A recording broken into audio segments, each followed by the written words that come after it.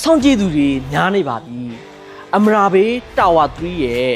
အကောင်းဆုံးအခန်းနဲ့ view များကတစားနဲ့တစားပို့ပြီးဒဲလာပါပြီဘာကြောင့်အမရာဘေးကိုရွေးချယ်နေကြတာလဲအဖြေကတော့ facility view နဲ့ခိုင်မာမှုကြောင့်ပါပဲတာဝါ3မှာဆိုရင် studio room 1 bedroom 2 bedroom 3 bedroom 3+1 bedroom နဲ့4 bedroom တို့ကိုရွေးချယ်ဝယ်ယူနိုင်မှာပဲဖြစ်ပါတယ်ကျွန်တော်တို့ Union House မြန်မာနဲ့အတူလာကြည့်တဲ့မိတ်ဆွေများအတွက်30%ချပြီး36လအထိအရေးကြနဲ့ဝယ်လို့ရတဲ့အခွင့်အရေးရှိသလို